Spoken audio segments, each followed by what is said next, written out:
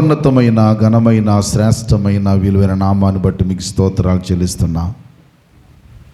గడిచిన పునరుద్ధాన దినము నుండి పునరుద్ధాన దినం వరకు మీరు ఎక్కడ చాటున భద్రపరిచి మేలు దయచేసి నీ కృపా వాక్యములతో మమ్మల్ని నింపిన తండ్రి మీకు స్తోత్రాలు. నీ మహోన్నతమైన కృపను నీ ఆశీర్వాదాన్ని మా పట్ల ఉంచారు.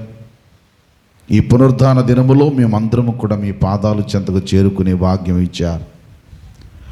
పాటలతో మీ నామాన్ని స్తుతించుకొని ప్రార్థన ద్వారా మా విన్నపాలు తెలియపరుచుకొని వాక్య ధ్యానములకు వెళుతుండగా సమయోచితమైన జ్ఞానాన్ని ఆత్మ సహాయమును మీరు అనుగ్రహించి చెప్పబడుతున్న ప్రతి మాట మీరు మాతో మాట్లాడుతున్నారని, మీరు మాకు నేర్పిస్తున్నారని, మీరు మాకు బోధిస్తున్నారని, మా జీవితాల్లో మేము సరిదిద్దుకునే భాగ్యము కలుగు చేస్తున్నారని మేము గ్రహించటానికి కావలసిన ఆత్మీయ నేత్రాలు మీరు మాకు అనుగ్రహించి మీరు మమ్మల్ని నడిపిస్తూ ఉండగా మీ నడిపింపులో ఎదగడానికి మీ కృపను మా పట్ల ఉంచుమని యేసుక్రీస్తు వారి యొక్క ఘనమైన నామములో మీకు వినయమతో వేడుకొని ప్రార్థన చేయుచున్నాను మా ప్రియ పరలోకపు తండ్రి, ఆమేన్. ఘనమైనటువంటి దేవదేవునికి మొదటిగా నా హృదయపూర్వకమైన స్తుతులు స్తోత్రాలు. ఈ పునరుద్ధాన దినములో చేరువచ్చిన పరిశుద్ధులను దేవుని పిల్లలైన మీ అందరికీ నా ప్రత్యేకమైన వందనాలు. కొంచెం గట్టిగా. అలాగే చక్కటి ప్రార్థనలు చేసిన సహోదరి ప్రత్యేకమైన వందనాలు తెలియజేస్తున్నాను.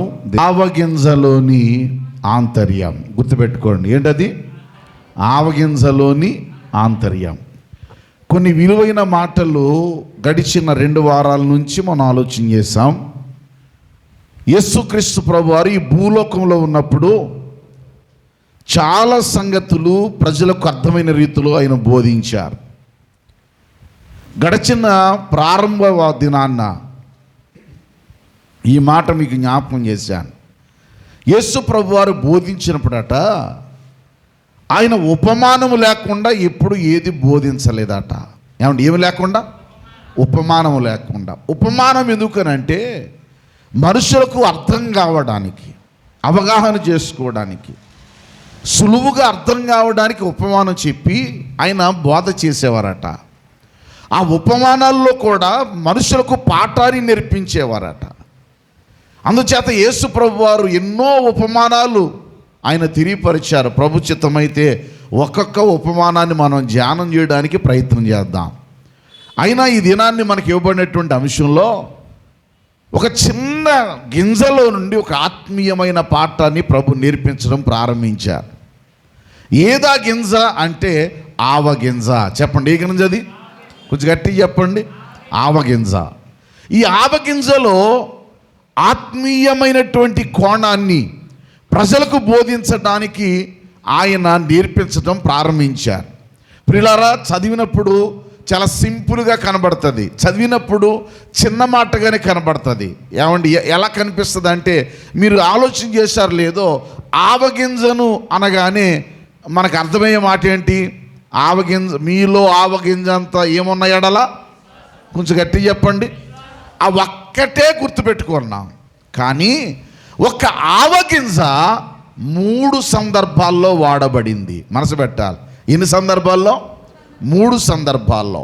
మొదటి సందర్భం ఏంటి అంటే, ఆవగింజ మత్తయి సువార్త 13వ అధ్యాయంలో గడిచిన వారంలో మీకు జ్ఞాపకం చేశాను, మనసు పెట్టాలి. 13వ అధ్యాయంలో 31 నుండి 32 వచనాల్లో ఆవగింజ పరలోక రాజ్యమును గురించి సూచనగా ఉందట. పరలోక రాజ్యమును పోలికగా సూచనగా ఉందట. పరలోక రాజ్యములో ఆవగింజగా ఉన్న పరలోక రాజ్యం చూడడానికి చిన్నదే. అది భూమిలో విత్తబడిందట, అది పొలములో నాటబడిందట, అది తోటలో వేయబడిందట. గడిచిన వారం మీకు జ్ఞాపకం చేశాను. ఆ ఆవగింజ ఆ దేనికి సాదృశ్యం అంటే పరలోకానికి. అది ఏం చేయబడాలి? విత్తబడాలి. మొట్టమొదట వినాలి మీరు, ఏం చేయబడాలి? విత్తబడాలి. విత్తబడిన తరువాత ఆవగింజ ఏమవుతుంది? అది పెరుగుతుంది. మీరు బాగా వినాలి. ఏ వ్యక్తి అయినా ఆవగింజల గురించి ఎందుకు యేసు ప్రభువారు చెప్తున్నారంటే, మొదట విశ్వాసం కలగాలంటే ఏం చేయాలి? వినాలి. కాగా వినుట వలన ఏమి కలుగును? విశ్వాసము కలుగును. ఆ వినుట క్రీస్తును కూర్చిన మాట వలన కలుగునని వ్రాయబడింది. కనుక ఏ వ్యక్తి అయినా విశ్వాసములో ఎదగాలంటే, ఏ వ్యక్తి అయినా విశ్వాసంలోనికి రావాలంటే మొదటగా వినాలి. వినడం అనగా విత్తబడటం. వాక్యం విత్తబడాలి మనలో. వాక్యం ఎప్పుడైతే విత్తబడుతుందో ఈ భూమిలో, ఈ పొలములో అనే ఈ లోకంలో ఉన్న నీ జీవితంలో ఆ వాక్యము ఎప్పుడైతే విత్తబడుతుందో విశ్వాసిగా మారతావు. విశ్వాసిగా మారతావు, విశ్వసిస్తావు, మారు మనసు పొందుతావు, బాప్తిసం పొందుతావు, రక్షణలోనికి వస్తావు, సంఘంలో చేర్చబడతావు. చేర్చబడిన తరువాత నీ స్థాయి మారే పరిస్థితిని పరలోక రాజ్యాన్ని గురించి వివరించబడింది. గడిచిన వారంలో మనం జ్ఞాపకం చేసుకున్నాం. అలాగే పోయిన వారం మనం జ్ఞాపకం చేసుకున్న అంశం ఏంటంటే, అపోస్తులు తన శిష్యులు అయినటువంటి 12 మంది కూడా యేసు ప్రభు వారి దగ్గరికి వచ్చి బాగా మనసు పెట్టండి, ఏమంటారో తెలుసా? అయ్యా, మేము ఒక బలహీనత కలిగినోడిని మేము ప్రార్థన చేశాం. వాడికి ఉదయం నుండి సాయంకాలం వరకు మేము ప్రార్థన చేసిన వాడికి వ్యాధి, చెప్పండి, ఏమవ్వలేదు? వ్యాధి తగ్గలేదు. బాగా వినండి మాటే. వ్యాధిగ్రస్తుడైన వాడు ఎవరి దగ్గరికి తీసుకొచ్చాడంటే శిష్యుల దగ్గరికి తీసుకొచ్చాడు. ఇప్పుడు శిష్యులు ఏం చేస్తున్నారు? ప్రార్థన చేస్తున్నారు. వినాలి మీరు, ఏం చేస్తున్నారు? ప్రార్థన చేస్తున్నారు. వీళ్ళు ప్రార్థన చేస్తుంటే కార్యం జరగట్లా. వీళ్ళు ప్రార్థన చేశారు కానీ వినడం లేదు, ప్రార్థన చేశారు కానీ ప్రతిఫలం రావడం లేదు. అప్పుడు యేసు ప్రభు వారి దగ్గర తీసుకొచ్చారట. యేసు ప్రభు వారు అన్నారట, ఏంటి ఇతను గొడవ అంటే, అయ్యా, వీడికి చిన్నప్పటి నుంచి ఒక వ్యాధి ఉందండి. వీడు తరచు నీళ్ళల్లో అగ్నిలో పడిపోతూ ఉంటాడు. నీ శిష్యుల దగ్గర తీసుకొచ్చాం ఈ వ్యాధి పోగొట్టుకొని, కానీ వాళ్ళు ప్రార్థన చేస్తే ఏమీ జరగలే. మరి నీ వల్ల ఏమన్నా అయితే చేయమని అడిగితే యేసు ప్రభు వారు వాడిని బాగు చేశారట.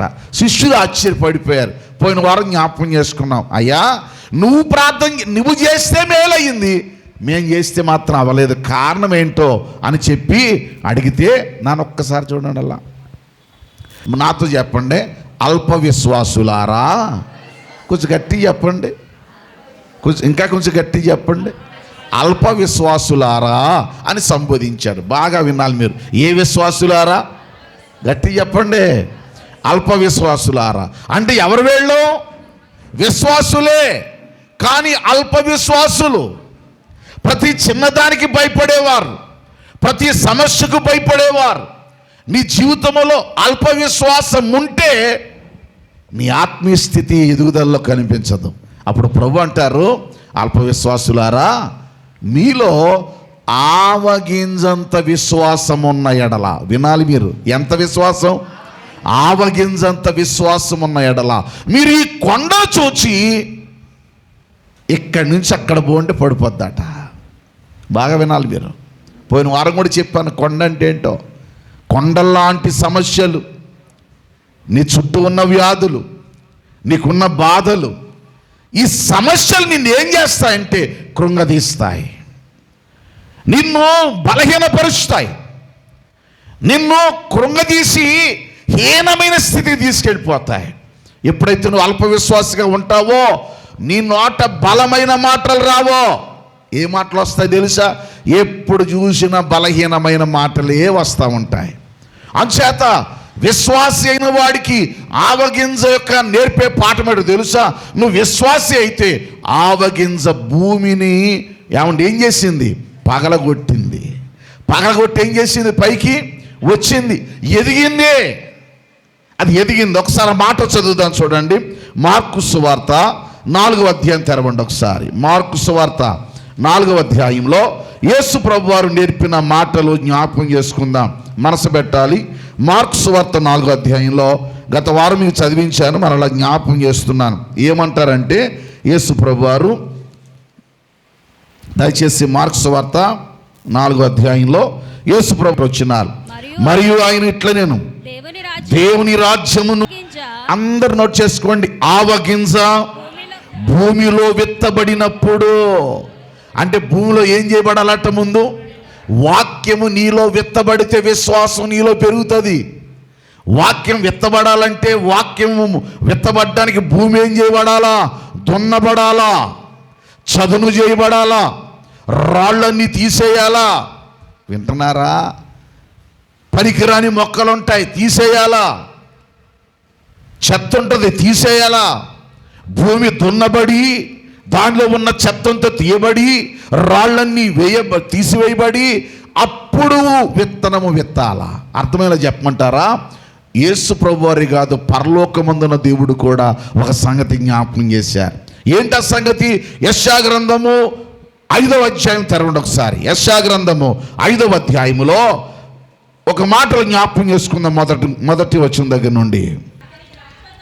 అతని ద్రాక్ష తోటను బట్టి నాకు మూతు పెట్టకూడదా?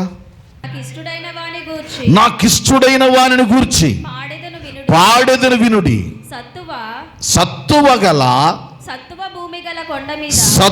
భూమి గల కొండ మీద. అంటే ఒక విత్తనము విత్తబడాలంటే భూమి ఎలాంటిదై ఉండాలా? సత్తువదై ఉండాలా. భూమిని ఏం చేయాలో, ఒకడు పంట పండించాలంటే భూమిని ఎలాగూ దాన్ని శుభ్రం చేసి దాన్ని దున్ని దానిలో ఉన్న చెత్తంతా తీసివేసి రాళ్ళన్నీ తీసివేసి అప్పుడు కదా విత్తనాలు వేస్తాడు. పొలము కూడా దున్నబడాలి. భూమి పొలము లోకానికి సాదృశ్యమైతే తోటలో ఒకటి నాటబడిందట. ఆ తోట ఇశ్రాయేలుకు సాదృశ్యం. గడిచిన 2 వారాల్లో మీకు జ్ఞాపకం చేశాను. అది ఏం చేయబడింది?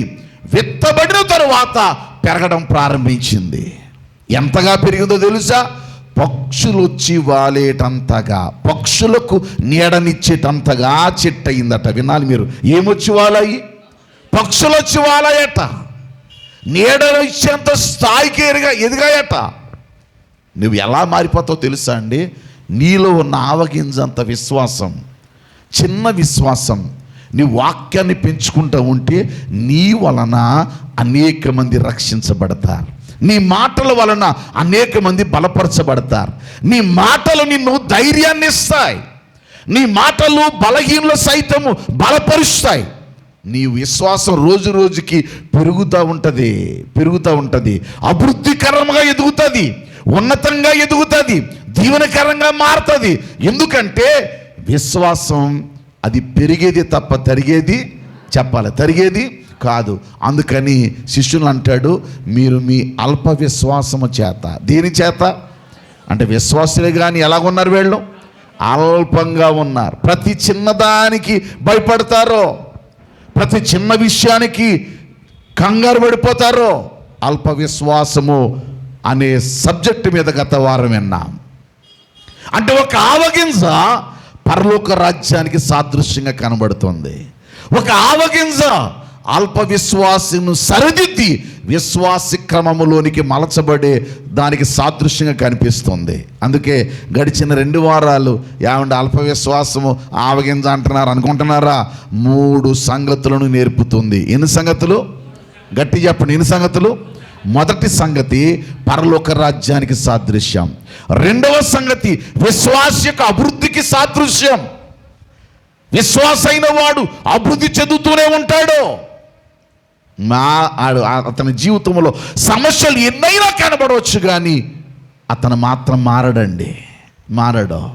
అలాగే నిలబడతాడు, ధైర్యంగా ఉంటాడు, శ్రమల వైపు చూడడో, బాధల వైపు చూడడో, కష్టాల వైపు చూడడో, విపత్తుల వైపు చూడడో, వేటి వైపు కూడా తన మనసు పెట్టాడు. కారణం ఏంటంటే అతడు చూపు అంతా కూడా దేని మీద ఉంటుంది? దేవుని మీదే. విశ్వాసి చూపు ఎవరి మీద ఉండాలా? శ్రమల వైపా, కష్టాల వైపా, లోకం వైపా, మనుషుల వైపా కాదు. ఆవగింజను నీ కళ్ళ ముందు ఎందుకు పెట్టాడంటే, నాయనా పరలోక రాజ్యమునకు సాదృశ్యం. మీకు గత వారం కూడా జ్ఞాపకం చేశాను. కొన్నిసార్లు చిన్నవాడిగా, కొన్నిసార్లు నిష్ప్రయోజకుడుగా, కొన్నిసార్లు నీ వల్ల ఏమి లేనట్టుగా నువ్వు లోకంలో కనబడవచ్చు. కానీ నీ దేవుడు నిన్ను వాడుకుంటుంటే, నీ దేవుడు నిలబెడితే ఎలా ఉంటుంది తెలుసా? ఆ చిన్నదే విస్తరిస్తుంది. చిన్న అర్థమేలా చెప్పనా? సంఘ ప్రారంభం ఎంతమందితో ప్రారంభించబడింది చెప్పండి? కొంచెం గట్టిగా. ఆదిమ సంఘం ఎంతమందితో ప్రారంభించబడింది? ఎంతమందితో ప్రారంభించబడింది? ఎంతమందో తెలుసా? 120 మందితో. ఎంతమందితో? గట్టి చెప్పండి. 120 మంది. 120 మంది కలిసి ఒక గదిలో ఉండి వాళ్ళు ప్రార్థన చేస్తుంటే భూమి కంపించిందట. పరిశుద్ధాత్ముడు దిగి వచ్చాడట. అక్కడ స్పష్టంగా దిగి రావడం ప్రజలు చూశారట. అంత మాత్రం కదండి, 120 మంది 3,000 మందికి మారు మనసు కలిగించారు. ఎంతమందికి? ఇంకా గట్టి చెప్పండి. మళ్ళీ ప్రశ్న అడుగుతాను, 3,000 మందితో సంఘం ప్రారంభించబడిందా, 120 మందితో ప్రారంభించబడిందా? Very good. 3,000 మందితో కాదు, 120 మందితో ప్రారంభించబడింది. ఆ 120 మంది ఎవరు? అపోస్తులులు. ఇంకా ఎవరు? యేసు ప్రభుతో పాటు ఉండి పరిచర్య చేసిన వారు. స్త్రీలున్నారు, పురుషులున్నారు. తెరవండి అపోస్తుల కార్యాల గ్రంథం 1వ అధ్యాయం. త్వరగా తెరవాలి. వీరందరూ వీరితో ఎన్నో అధ్యాయం, ఎన్నో వచనం? 14వ వచనం. వీరితో కూడా కొందరు స్త్రీలను. ఏమని వింటున్నారండి? వీరితో కూడా కొందరు ఎవరట? స్త్రీలను. యేసు తల్లి అయిన మరియయు ఆయన సహోదరులను. అందరు నాతో చెప్పండి, ఏక మనస్సుతో. ఏ మనస్సుతో? ఏక మనస్సుతో ఎడతెగక ఏం చేయుచుండిరి? ప్రార్థన చేయుచుండిరి. ఏ మనస్సుతోనట? ఏక మనస్సుతో. అంటే ప్రార్థన చేయడం ఎప్పుడైతే మొదలు పెట్టారో, అర్థం ఎలా చెప్తేనే పర్లేదు, కూర్చో, పైన కూర్చో, అమ్మ ఇబ్బందా? రైట్, వినండి. 120 మంది ఏ మనసుతో ప్రార్థన చేశారు? గట్టి చెప్పండి. సంఘంలో కూడా మేక మనసు ఉండకూడదు, ఏక మనసే ఉండాలా. అందరి కార్యాలు జరగాలంటే సంఘంలో కూడా అందరి మనసులు ఏమై ఉండాలా? గట్టి చెప్పండి. అంటే ఏకత్వము కలిగి ప్రార్థన చేస్తే కార్యాలు సాధిస్తారా? సాధిస్తారు. కార్యాలు జరగడం లేదంటే అర్థం ఏంటి తెలుసా? అంటే ఏకత్వం కలిగిన మనసులు అక్కడ లేవు. రెండో సంగతి చెప్పనా, మన ప్రార్థనలో ఆసక్తి ఉండాలి. మొదటగా ఏక మనసు ఉండాలి, రెండో ఆసక్తి ఉండాలి. ఎలాంటి ఆసక్తి అట? సంఘములో అత్యాసక్తి ఉండాలట. ఎలాంటి ఆసక్తి? అత్యాసక్తి. అప్పుడు అభివృద్ధి కనిపిస్తుంది, ఆశీర్వాదం కనిపిస్తుంది. అందరి మాట ఒకటిగా ఉండాలి, అందరి మనసులు ఒకటిగా ఉండాలి, అందరి ఆలోచన ఒకటిగా ఉండాలి. ఉంటాయా అంటే కొన్నిసార్లు ఉండవు, కానీ అడ్జస్ట్ చేసుకోవాలి, ఏకీభవించాలి, మనసులు కుదుటపరుచుకోవాలి, సముదాయించుకోవాలి. అప్పుడే ఆత్మీయమైన ఫలాభివృద్ధి చూస్తాం. దైవజనాంగం ఈరోజు ఒక కొత్త కోణం మీకు జ్ఞాపకం చేయబోతున్నాను, జాగ్రత్త ఉండాలి. ఒక్క ఆవగింజ పరలోకాన్ని జ్ఞాపకం చేసింది. ఒక్క ఆవగింజ అల్ప విశ్వాసిని విశ్వాసంలో ఎలా నడిపిస్తుందో జ్ఞాపకం చేసింది. అదే ఆవగింజ 3వ సందర్భాన్ని కూడా చెప్పింది. ఆవగింజంత విశ్వాసం ఉంటే కొండను తీసుకెళ్ళి ఇక్కడి నుంచి అక్కడ పోంటే పడిపోద్దంట. వినాలి. ఏదండి? కొండ. వినాలి మీరు. ఏదది? కొండ. అందుకే పోయిన వారం కూడా మీకు జ్ఞాపకం చేస్తాను కదా పాటలో. ఏ పాట? కొండ లాంటి హృదయాలు మండిస్తుంది. నీ సమస్యలు కొన్నిసార్లు నీకు కొండల్లా కనపడతాయి. నీ సమస్యలు కొన్నిసార్లు నీకు పర్వతాల్లా కనపడతాయి. నీ సమస్యలు నీకు ఎలా కనిపిస్తుంది అంటే విస్తారమైనటువంటి ఇబ్బందికరమైన పరిస్థితులుగా కనబడతాయి. మీకు సంగతి చెప్పనా, నీ సమస్య నువ్వు చూసినంతసేపు నీ జీవితంలో ఎప్పుడు ముందుకు వెళ్ళలేవు. ఎప్పుడు మీకు జ్ఞాపకం చేస్తానే, మీరు బాగా వినాలి. సమస్యను చూడాలా, ప్రభుని చూడాలా? గట్టి చెప్పండి. ప్రభుని చూడాలా, సమస్యను చూడాలా? నీ సమస్య ఏంటో చెప్పనా, నీ ముందున్న సమస్యనే ఎక్కువ ఆలోచన చేస్తావు. నువ్వు సమస్యని కాదు ఆలోచించవలసిందే, నీ ప్రభుని ఆలోచించు. నీ ప్రభుని తలపోసుకో. ఆయన ఎవరో ఎన్నో మార్లు జ్ఞాపకం చేశాను. ఆయన విశ్వాసమునకు కర్త, దానిని కొనసాగించేవాడు. అందుకే నీ సమస్య వైపు చూడకు. కొండలాంటి సమస్యలు, పర్వతాలు లాంటి ఇబ్బందులు, అనేక రకమైన పరిస్థితులు వెంటాడతాయి. నా ప్రభు చెప్పిన మాట ఏంటి తెలుసా? ఆవగింజంత విశ్వాసం ఉన్న ఎడల. ఎంత ఉన్న ఎడల? ఆవగింజంత. సౌండ్ పెంచిన ఆయన. ఆవగింజంత ఏమున్న ఎడల? విశ్వాసం ఉన్న ఎడల. ఈ కొండను చూచి అది గత వారం విన్నాం, కానీ ఈ వారం ఏంటో తెలుసా? మీరు మళ్ళా మరొక మాట చదవండి. లూకాసు వార్త 17వ అధ్యాయం. త్వరగా తీయాలి మీరు. లూకాసు వార్త 17వ అధ్యాయము 6వ వచనం చదువుదాం. మీరు ఆవగింజంత విశ్వాసము గలవారైతే, మీరు ఆవగింజంత విశ్వాసము గలవారైతే, కంబళి చెట్టును చూచి, ఈ కంబళి చెట్టును చూచి నీవు వేళ్లతో కూడా పెళ్ళగింపబడి సముద్రములో నాటబడుమని చెప్పినప్పుడు అది మీకు లోబడును. వినాలి. అందరికీ వందనాలు. కొంచెం గట్టి చెప్పండి. మొదట ఏం చూసాం? ఒక్క ఆవగింజే దేనికి సాదృశ్యంగా ఉంది? పరలోకానికి సాదృశ్యంగా ఉంది. ఒక్క ఆవగింజ మళ్ళీ దేనికి సాదృశ్యంగా ఉంది? కొండను చూచి, కొండల్లాంటి సమస్యలు సైతం నిన్ను పెళ్ళగిస్తుంది అని చెప్పింది. ఇప్పుడు 3వ సంగతి చెప్తున్నాడు. ఏంటి? మీలో ఆవగింజంత విశ్వాసం ఉన్న ఎడల. వినాలండి. ఎంత విశ్వాసం? ఒక్క ఆవగింజే. ఈ కంబళి చెట్టును చూచి, అమ్మ వింటున్నారా? ఏ చెట్టును చూచి?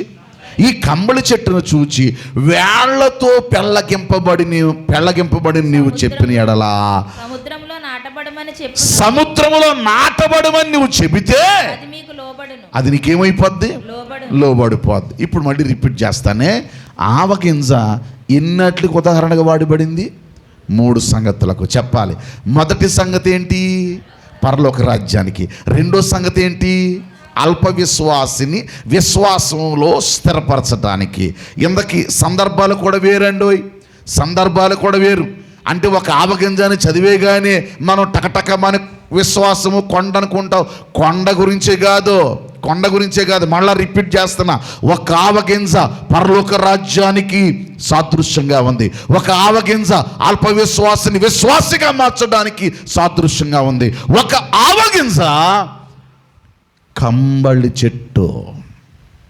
అసలు ఈ మాట ఎందుకు చెప్పాడు ఈయన? ఈ పదం ఎందుకు వాడారు? ఇప్పుడు ఈ మాటలు కూడా అపోస్తులతో మాట్లాడుతున్నారు. సందర్భం ఏంటంట?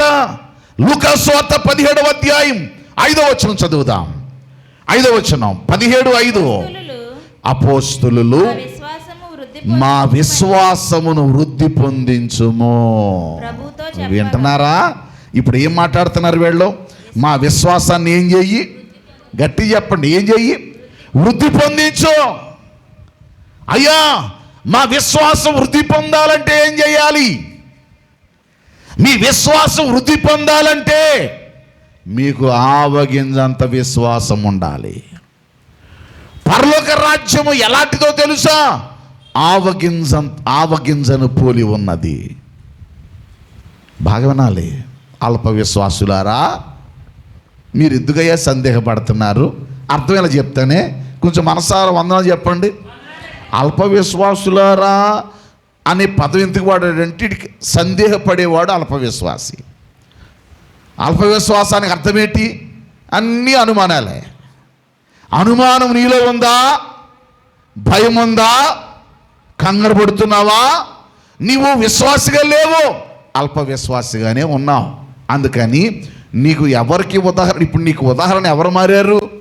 నీ ఇంటిలో ఉన్న ఆవగింజ, నువ్వు నిత్యము వాడుకునే ఆవగింజ, నువ్వు వంటల్లో వండుకునే ఆవగింజ, నీ కళ్ళ ముందు కనబడుతున్న ఆవగింజ, నువ్వు చేతులు వేస్తే కూడా నిలబడలేని ఆవగింజ, గుండ్రని ఆవగింజ, నల్లటి ఆవగింజ. ఈ ఆవగింజ నీకు పాఠం నేర్పింది. మానవ జీవితానికి పాఠం నేర్పడానికి అర్థంలో చెప్తాను. సర్వసాధారణంగా సమస్త సృష్టి మానవుని కొరకు ఉంది. కానీ విచిత్రం తెలుసా? మానవుని కొరకు ఉంచబడిన సృష్టి మానవునికి ఏమి నేర్పుతుంది? పాఠం నేర్పుతుంది. అంటే ఇప్పుడు ఏది గొప్పది? సృష్టి గొప్పదా? మానవుడు గొప్పోడా? చెప్పండి, నిజానికి మానవుడే గొప్పోడో, కానీ మానవుడు సరిలేని కారణం చేత సృష్టిది గొప్ప అయిపోయింది. సృష్టి పాఠం నేర్పుతుంది. ఇప్పుడు మీరు మళ్ళా మనసారి వినండి. అపోస్తులు వచ్చి అంటున్నారు, అయ్యా మా విశ్వాసాన్ని వృద్ధి పొందించు అని అడిగితే యేసు ప్రభువారు అంటారు, మీలో ఆవగింజంత విశ్వాసం ఉన్న ఎడలా ఈ కంబళి చెట్టును చూచి నీవు వేళ్లతో కూడా పెళ్లగించబడి సముద్రంలో నాటబడమని ఎక్కడ నాటబడుమని? సముద్రంలో నాటబడో, వేళ్లతో కూడా పెళ్లగించబడు, సముద్రములో నాటబడు, వేళ్లతో కూడా. ఇంతకు ఏ చెట్టది? మళ్ళీ అందరు చెప్పండి నాతో. మీలో సౌండ్ వినబడేటట్లుగా, మీలో ఆవగింజంతా విశ్వాసము గలవారైతే ఈ కంబళి చెట్టును చూచి నీవు వేళ్లతో కూడా పెళ్లగింపబడి సముద్రములో నాటబడుమని చెప్పినప్పుడు అది మీకు లోబడును. ఇంతకు ఏ చెట్టమ్మా? గట్టి చెప్పాలి. కంబళి చెట్టు అంటే ఏంటి చూసారా? ఒక ఆవగింజ. ఎన్ని మార్లు చదివావు? కొండని చదివావు. ఎన్ని మార్లు కంబళి చెట్టుని చదివావు, కానీ అది ఎప్పుడైనా గ్రహించావా? కొండ గురించి ఎప్పుడైనా ఆలోచించావా? పరలోక రాజ్యాన్ని గురించి మళ్ళీ చెప్తున్నాను, 3 సంగతులు బోధించింది. ఏది? ఆవగింజ. ఎవరికి? మానవునికి. 1 పరలోక రాజ్యానికి పోలిక, 2 నీ అల్ప విశ్వాసము అవిశ్వాసమునకు వృద్ధి కలిగించేది ఆవగింజ. ఆవగింజ అంతుంటే చాలు. ఏంటది? విశ్వాసం. అది ఉండాలి అంటే అది నీలో విత్తబడాలి. విత్తబడాలంటే నువ్వు దున్నబడాలి. దున్నబడాలి, చదును చేయబడాలి, చెత్తంతా తీయబడాలి, రాళ్ళన్నీ ఏరబడాలి. అప్పుడు కదండి అది పంట పండడానికి విత్తబడాలి కదా. విత్తబడితే విత్తబడిన ఆ ఆవగింజ పెరిగి విస్తరించి అది ఏ స్థాయిలో ఉందంటే పక్షులు వచ్చి నీడలో ఉంటాయట. అది గత వారం విన్నాం. ఈ వారం అంటాడు కంబలి చెట్టును చూపిస్తుంది. వినాలి మీరు. ఏ చెట్టుని? ఏంటి కంబలి చెట్టు? ఏంటి దీని సారం? కంబలి చెట్టులో ఉండేటువంటి ఆ కంబలి చెట్టు గురించి యేసు ప్రభువారు ఎందుకు బోధించారు? దైవ జనాంగమా, ఈ కంబలి చెట్టుని ఏమని పిలుస్తారంటే మల్బరీ చెట్లు అని పిలుస్తారు. మల్బరీ చెట్లు బాగా వినాలి మీరు. మల్బరీ చెట్లు అని పిలుస్తారు. ఈ కంబలి చెట్లకు ఉన్నటువంటి లక్షణం ఏంటంటే బాగా వినాలి, చాలా జాగ్రత్తగానండి. ఇజ్రాయేలు దేశాలలో ఎక్కువ శాతం, అంటే మన ప్రాంతాల్లో కూడా మల్బరీ చెట్లు ఉంటాయి. మల్బరీ పళ్ళు తింటారు, మల్బరీ ఆకులు తింటారు. ఆయుర్వేదానికి బాగా ఉపయోగపడేటువంటి చెట్లు బాగా వినండి. వాటి పళ్ళు 2 రకాలుగా ఉంటాయి. ఎర్రటి పళ్ళు ఉన్నాయి, తెల్లటి పళ్ళు కూడా ఉన్నాయి. దాని ఆకారాలు కూడా చెట్లు 2 రకాలుగా కనిపిస్తాయి. ఒకటి చెట్లు పచ్చగా కనిపిస్తాయి, తెల్లటి చెట్లు కూడా కనిపిస్తాయి. ఈ మల్బరీ చెట్లు యొక్క సారం ఏంటంటే దీనిని పట్టు వస్త్రాలు తయారు చేయడానికి పట్టు పురుగులు అంటారే, పట్టు పురుగులు పెంచడానికి వాడే ఆకే ఈ కంబలి చెట్లు ఆకులు. ఇజ్రాయేల్ దేశంలో వాళ్ళు వాడుకునే వస్త్రాలు ఏంటో తెలుసా? ఎక్కువ శాతం పట్టు వస్త్రాలు వేసుకుంటారు. బాగా వినాలి. ఏ వస్త్రాలు? గట్టి చెప్పండి. ఏ వస్త్రాలు? ఇప్పుడు వాడే వస్త్రాలు ఏంటో తెలుసా? తెల్లటి పొడవైనటువంటి అంగి వేసుకుని ఇజ్రాయేల్ దేశంలో వీడు ఇజ్రాయేలీడు అని చెప్పడానికి పొడవట్టి తెల్లటి అంగి వేసుకుంటారు. చాలా తెల్లగా ఉంటాయి. పైన తెల్లటి టోపీ పెడతారు. ఆ పైన ఇలాగా నల్లటి క్లాత్ కట్టి ఉంటుంది, నల్లటి తాడు కట్టి ఉంటుంది. వాళ్ళ నడానికి కూడా నల్లటి తాడు ఉంటుంది. వీడెవడనమాట? ఇతడు యూదుడు అని చెప్పడానికి నిదర్శనం. ఇంకా అర్థంగా చెప్తాను. మన భారతదేశంలో ఉన్న ఒక్కొక్క జాతికి ఒక్కొక్క ముస్లిమ్స్ ఉన్నారు. పలానా వాళ్ళు ముస్లిం అని చెప్పడానికి తెలిసిపోతారు. ఎలా తెలుస్తారు? వాళ్ళు కట్టుకునే బట్ట, ఆకారం. ప్రతి ఒక్కరికి ఏముంటుంది? గడ్డం ఉంటుంది. ఇతను ముస్లిం అని చెప్పడానికి నిదర్శనం ఉంది. దానికి కారణాలు కూడా ఉన్నాయి. బాగా వినండి, దానికి కారణాలు కూడా ఉన్నాయి. క్రైస్తవులు అని చెప్పడానికి కూడా కారణాలు ఉన్నాయి. నేను శ్రీలంక నుంచి వచ్చేస్తున్నప్పుడు శనివారం నాడు అంటే శుక్రవారం రాత్రి బయలుదేరాను, వచ్చేస్తున్నాం. తెల్లటి బట్టలు వేసుకున్న వాళ్ళందరూ దాదాపు చాలామంది కనిపించారు. నాతో పాటు ఆ కడప ప్రాంతం ఏరియా నుంచి, కడప కాదు రాయచోటి అనే ప్రాంతం నుంచి ఒక ఆయన వచ్చాడు. ఆయన అన్నాడు, సార్ వీళ్ళందరూ క్రైస్తవులే కదండి అన్నాడు. బాగా విన్నాను, అందరికి వందనాలు. వాళ్ళందరూ ఎవరు? కానీ మీకు తెలుసా, వాళ్ళు క్రైస్తవులు కాదు. వాళ్ళు కూడా హైందవులే. కానీ వాళ్ళు ఏ వస్త్రాలు వేసుకున్నారు? తెల్లటి వస్త్రాలు వేసుకున్నారు. నేను శుక్రవారం రాత్రి వస్తున్నాను. అసలు ఈ ఆర్టీసీ కాంప్లెక్స్ కూడా అలా ఉండదేమో, అంత ఘోరంగా ఉంది ఎయిర్పోర్టు. ఆర్టీసీ కాంప్లెక్స్ మన బస్సుల దగ్గర చూడండి, అప్పుడప్పుడు హైదరాబాదు బస్ స్టేషన్లోను, విజయవాడ బస్ స్టేషన్లోను, రాజమండ్రి కాంప్లెక్స్లో తక్కువ ఉంటుంది, రాజమండ్రి కాంప్లెక్స్లో. కానీ బయట చూడండి జనాలు రద్దీగా ఉంటుంది సిటీస్లో. అలాగుంది ఎయిర్పోర్ట్ లోపల. అంత విస్తారమైన జనం ఉన్నారు, నానా రకాలు. అలాగున ఇతర అంటే అనేక పాశ్చాత్య దేశాల నుంచి వచ్చిన ప్రజలు, శ్రీలంక వచ్చినటువంటి ప్రజలు. శ్రీలంకలో శ్రమలు రావచ్చు, కష్టాలు రావచ్చు. కొంచెం తలుపు దగ్గర బయట తిన్నానా, కష్టాలు రావచ్చు, నీ యాత్ర ఆగదు. క్రైస్తవుడు విశ్వాసముతో ఉండేవాడండి. విశ్వాసపు అడుగులు నేర్పించడానికి నా ప్రభు యేసుక్రీస్తు వారు ఎన్నో సంగతులు మనకి జ్ఞాపకం చేశారు. ఎన్నో సంగతులు అందులో మరలా జ్ఞాపకం చేసుకుంటున్నాం. ఏమని? మీలో ఆవగింజంత విశ్వాసం గలవారైతే ఈ కంబల చెట్లను చూచి నీవు వేళ్లతో కూడా పెళ్ళగింపబడి సముద్రంలో నాటబడుమని. ఎందుకు వేళ్లతో కూడా పెళ్ళగించబడి సముద్రంలో నాటమంటున్నాడు? ఈ కంబల చెట్టు సారం ఏంటి? కొంతమంది పండితులు చెప్పారు ఇది 10 నుండి 15 అడుగులు పెరుగుతుందని. మరికొంతమంది పండితులు చెప్పారు 15 నుండి 30 అడుగులు పెరుగుతుందట ఈ కంబల చెట్టు. దీన్ని మల్బరీ చెట్లు అని పిలుస్తారు. ఇటు పళ్ళు కూడా చాలా చాలా ఆరోగ్యకరమైనటువంటి పళ్ళు. ఈ పళ్ళు వల్ల చాలా ఉపయోగాలు కూడా ఉన్నాయి. ఆకు వల్ల కూడా చాలా ఉపయోగాలు ఉన్నాయి. ఈ కంబల చెట్టును యేసు ప్రభు వారు ఎందుకు పోలుస్తున్నారు? మళ్ళా చదువుతున్నాను చూడండి. మీలో ఆవగింజంత విశ్వాసము గలవారైతే ఈ కంబలి చెట్టును చూచి, లూకాసు వార్త 17వ అధ్యాయము 6వ వచనం, లూకాసు వార్త 17వ అధ్యాయం 6వ వచనంలో, నువ్వు వేళ్లతో కూడా పెళ్ళగింపబడి సముద్రంలో నాటబడుమని చెప్పినప్పుడు అది మీకు లోబడును. వినాలి జాగ్రత్తగా. సముద్రములను నాటబడుమని కంబళ చెట్టు చెప్పమన్నారే. ఈ కంబళ చెట్టు యొక్క సారం ఏంటి అంటే, మళ్ళీ చెప్తున్నాను, ఇది పొట్లు అంటారు కదండి, తెల్లగా ఉంటాయి. వాటితోనే పట్టు వస్త్రాలు తయారు చేస్తారు. పట్టు వస్త్రాలు. ఈ పురుగు 2వ గ్రంథము 5వ అధ్యాయము, సమూయేలు 2వ గ్రంథము 5వ అధ్యాయం. త్వరగా. ఇశ్రాయేలు మీద రాజుగా దావీదునకు పట్టాభిషేకం చేసి. ఒక్క నిమిషం నాన్న, ఒక్క నిమిషం. 5వ అధ్యాయంలో 17 కూడా అవసరం కానీ 23 నుంచి చదువుదాం. దావీదు 22 నుంచి ఫిలిస్తీన్లు మరలా వచ్చి రెఫాయిము లోయలో వ్యాపింపగా దావీదు యెహోవా యొద్ద ఏం చేసి విచారణ చేసి చేశాను. అందుకు యెహోవా నువ్వు వెళ్ళొద్దు, చుట్టూ తిరిగిపోయి కంబలి చెట్లకు ఎదురుగా వారి మీద పడు. కంబలి చెట్లు కొనలను చప్పుడు వినగానే ఫిలిస్తీయులు.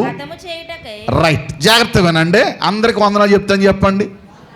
ఈ కంబలి చెట్టు గురించి వ్రాయబడిన మాట 3 సందర్భాల్లో.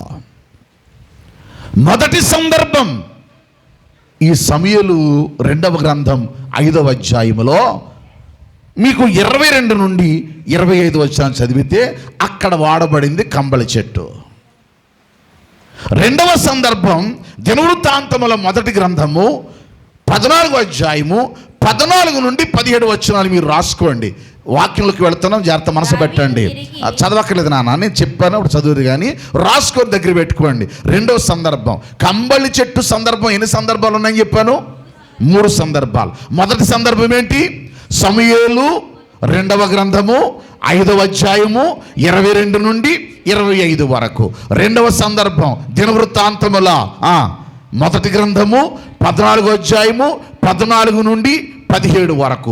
3వ సందర్భం లూకాసు వార్త 17వ అధ్యాయము 6వ వచనంలో 3 చోట్ల కంబలి చెట్లు గురించి ఉంది. ఏ చెట్లు గురించి కొంచెం గట్టి చెప్పండి, వందనాలు చెప్పండి అందరికి, కొంచెం మనసారి చెప్పండి. అంటే ఈ 3 సందర్భాలలో కంబలి చెట్లు కనపడాయి. మొదటి సందర్భం ఏంటి? ఎందుకు ఈ కంబలి చెట్టు గురించి వ్రాయబడింది? మనసు పెట్టాలి. కంబలి చెట్టుకుండే స్వభావాన్ని ప్రభువైన యేసుక్రీస్తు వారు చెబుతూ, పరమందున్న దేవదేవుడు కూడా చెబుతూ 2 మాటలు మనకు జ్ఞాపకం చేస్తున్నాడు. బాగా వినాలి. ఏ సందర్భంలో దావీదు గారట రాజుగా పట్టాభిషేకం పొందారంట. తెరవాలి సమూయేలు 2వ గ్రంథం 5వ అధ్యాయం. 5వ అధ్యాయంలో మళ్ళా చదువుదాం. చేసిరని వినాలి. రాజుగా దావీదు గారికి పట్టాభిషేకం జరిగింది. మొదటగా రాజు అయ్యాడు. మీకు చాలాసార్లు చెప్పాను, దావీదు గారి జీవితంలో అనేక పర్యాయాలు రాజరకం అయితే ఉంది కానీ, రాజు అని పిలవబడ్డాడు కానీ, రాజ్యంలో కూర్చొని పరిపాలన చేసింది అతి తక్కువ. ఇంకా చెప్పనా అప్పుడప్పుడు టీవీలో సీరియల్లో కనపడుతూ ఉంటుంది కదా, ఏమని? రాజా మార్తాండయ్య శ్రీ దావీదు మహారాజు గారికి అన్న మాట ఏనాడు ఆయన ఎక్కడ నోట వినబడలేదు జనాల దగ్గర. పట్టాభిషేకం పొంది సింహాసనం మీద కూర్చున్నాడు. వెంటనే ఈ వార్త అందిందంట. ఎవరికే? ఫిలిస్తీన్లకి. చెప్పండి, ఎవరికండి? గట్టి చెప్పండి రా. ఫిలిస్తీన్లకి వార్త వచ్చి అప్పుడు అన్నారట, అయ్యయ్యో మనలో ఒక్కడిని చంపేశాడే. ఎవరో? దావీదు. ఎవరో చెప్పండి. ఆ ఫిలిస్తీయుడు